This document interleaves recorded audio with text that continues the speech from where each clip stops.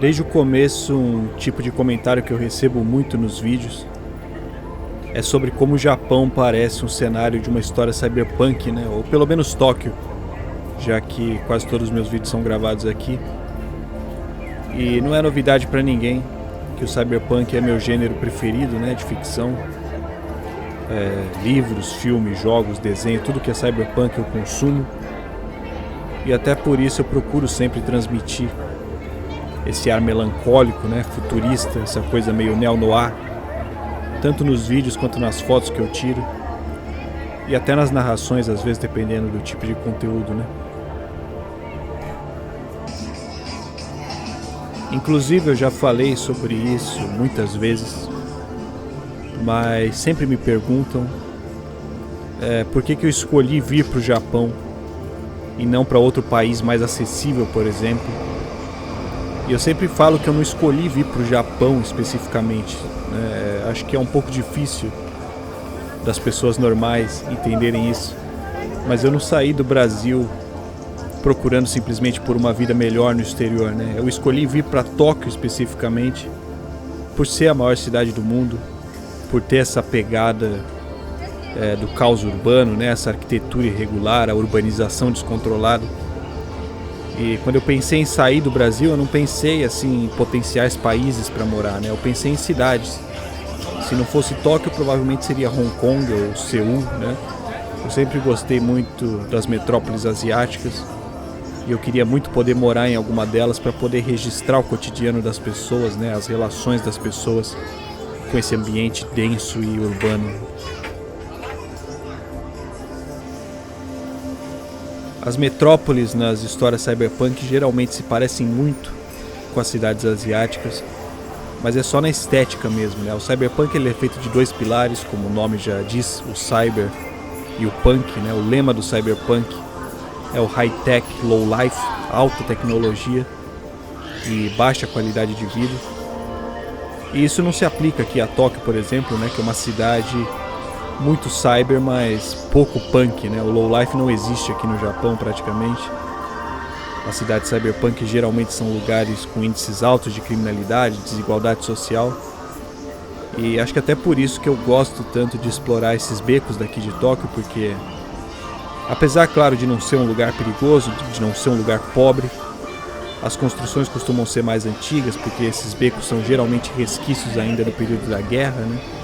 Então as construções costumam estar um pouco mais degradadas, costuma ter mais pichação, mais lixo na rua.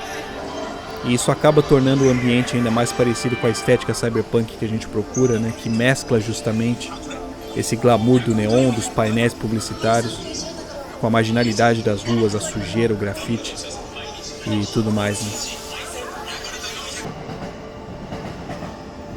O cyberpunk surgiu na década de 80, né? E as obras cyberpunk sempre acontecem no futuro próximo, né? 50, 100 anos no futuro no máximo. E uma das marcas mais importantes do gênero é que os autores tentam prever o futuro da forma mais pessimista possível, né? Eles pegam todos os problemas da sociedade atual e extrapolam ao limite, né? Eles pensam meio que se tudo continuar dando errado do jeito que está dando hoje, né? Como vão ser as metrópoles daqui a 50 anos? O cyberpunk é meio que uma forma de alertar as pessoas dos problemas que a gente pode ter que enfrentar no futuro, se a gente não mudar a nossa forma de agir, a nossa forma de pensar, tanto em questões sociais quanto em questões tecnológicas. Justamente por acontecer no futuro, né, as histórias cyberpunk também cogitam muito sobre os avanços da tecnologia e como ela vai se tornando cada vez mais invasiva e aos poucos até saindo do controle dos homens, né, levantando questões filosóficas, existenciais, sobre o que pode ou o que deve ser considerado um ser vivo ou não, né? Inteligências artificiais, robôs, consciências digitalizadas, né? Coisas assim. Então o cyberpunk descreve geralmente um futuro sombrio, né? Um futuro depressivo, distópico, onde quase tudo deu errado, né? O William Gibson, por exemplo, que é o autor do Neuromancer, que é considerada a primeira obra 100% cyberpunk, né, da história, ele previu, antes dos anos 80, né, quando ele ainda estava escrevendo o livro, a existência da internet como ela é hoje. A internet já vinha dando os primeiros passos naquela época, mas ele previu que ela se disseminaria e se tornaria essa coisa gigantesca que é hoje, que ninguém consegue mais viver sem. E não só isso, mas ele previu também a existência dos hackers, né? A partir do momento que ele imaginou que a internet se tornaria um negócio gigante, ele deduziu que haveriam, claro, criminosos especializados em crimes cibernéticos, né? No livro ele chama esses criminosos de cowboys, porque ele não tinha como saber que eles viriam a ser conhecidos como hackers, né? Mas a ideia era justamente a mesma, né? E pode-se dizer também que o William Gibson previu a realidade virtual, os óculos VR, até o metaverso, né? Ou pelo menos a ideia do que o metaverso propõe se tornar, onde a internet se tornaria ali meio que um ambiente virtual, né? Onde as pessoas poderiam navegar fisicamente através de avatares. Nos livros o William Gibson chama esse espaço de cyberespaço, né? Hoje em dia o Mark Zuckerberg veio e chamou de metaverso. Agora, a estética das metrópoles cyberpunk surgiu a partir principalmente do filme do Blade Runner, né? Também na década de 80, o filme dirigido pelo Ridley Scott, e inspirado no livro do Philip K. Dick. Mas assim, né? Na minha opinião pelo menos, a criação da estética fica mais com o Ridley Scott mesmo, porque o livro do Philip K. Dick, né? O Android, o Sonho com Ovelhas Elétricas, apesar de ser um livro muito bom, ele não retrata a metrópole da mesma forma que Ridley Scott fez no filme, né? Se eu tivesse lido o livro antes de assistir o filme, é provável que eu não tivesse imaginado a cidade de Los Angeles do jeito que ela é retratada no filme, que acabou se tornando a marca registrada do cyberpunk, né? E o interessante é justamente isso, né? Que a história, apesar de acontecer em Los Angeles, né? Ainda assim a cidade se parece muito com Tóquio, né? Ou com alguma outra metrópole asiática. E a mesma coisa acontece em quase todas as obras cyberpunk, até no Cyberpunk 2077 mesmo. Apesar das cidades geralmente ficarem nos Estados Unidos, elas seguem a estética das metrópoles japonesas. Esse é o motivo pelo qual, inclusive, todo mundo sempre diz que meus vídeos lembram Blade Runner ou que o Japão é um país cyberpunk. E existe um motivo para ser assim, né?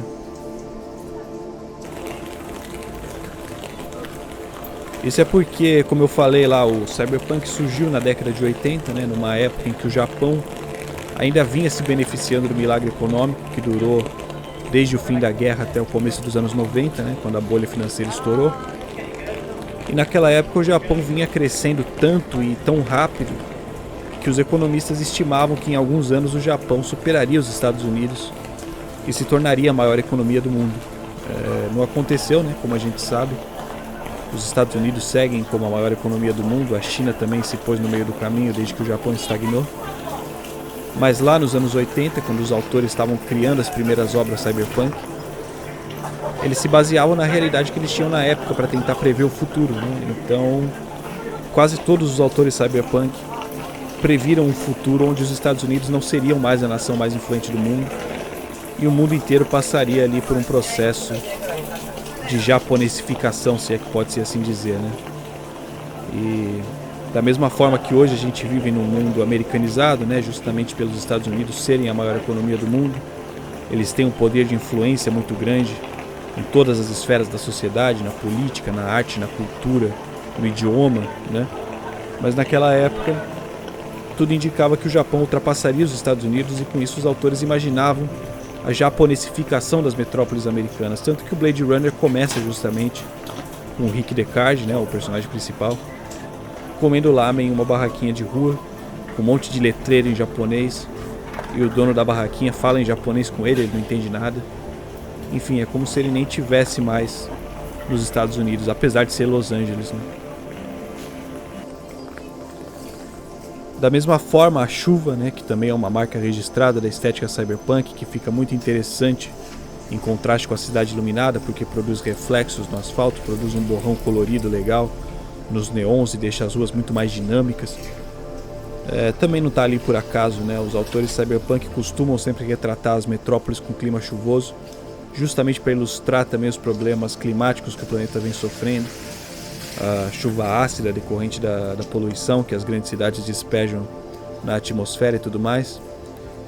E até por isso eu também gosto de sair para gravar na chuva sempre que possível.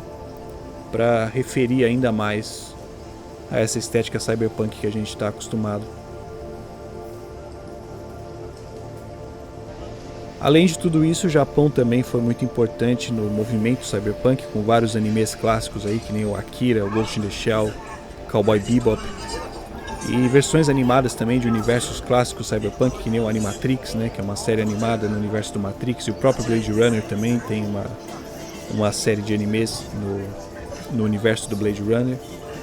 Então tudo isso acaba servindo para a gente associar cada vez mais o Japão, as metrópoles japonesas, né, ao cyberpunk, à atmosfera dessas obras aí, né. Agora sim, eu costumo ver muitos comentários também de gente falando que eu mostro o Japão de verdade, né, não só as partes boas e não sei o que. E eu acho engraçado porque a parte boa pra mim é justamente essa que eu mostro, né, que nem eu falei. Eu não vim pro Japão por causa dos salários altos, por causa da segurança, nem nada disso. E se fosse pra vir pra outra cidade do Japão que não fosse Tóquio, é provável que eu nem tivesse vindo pro Japão e acabasse indo pra alguma outra metrópole asiática, né? Eu não sou nenhum grande fã da cultura japonesa, nem desse lado mais tradicional, nem nada. Então não é como se eu fizesse uma puta questão de ter vindo pra cá, né? E da mesma forma a galera pergunta muito sobre problemas de adaptação pelo fato de a sociedade japonesa ser muito fechada e tal. E eu sempre respondo que esse tipo de coisa não me afeta, né? Porque eu tô aqui é pela cidade, não pelas pessoas, né? Então não é como se eu ligasse muito pra isso.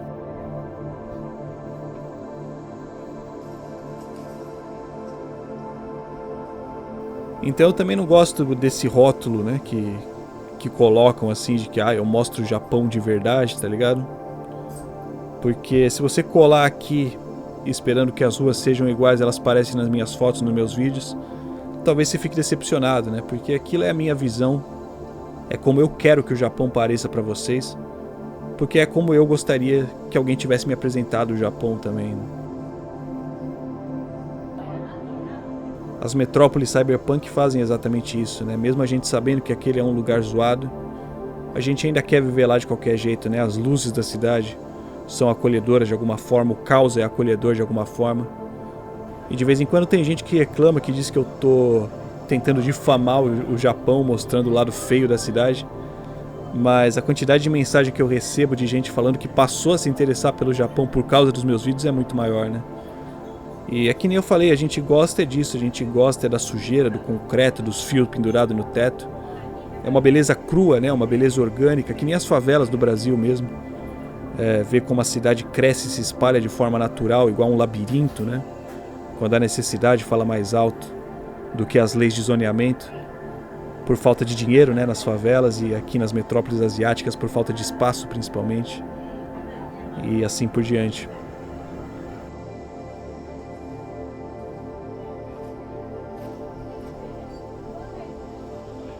Então eu não me importo nem um pouco, na verdade, de morar num cubículo, não me importo de dormir pouco, de me alimentar mal, não me importo se os japoneses gostam ou não gostam de estrangeiros, nem nada disso, né? Contanto que eu possa me perder pelos becos, subir nos telhados, vagar no meio dos vultos dessa multidão sem rosto e depressiva, pra mim é bom.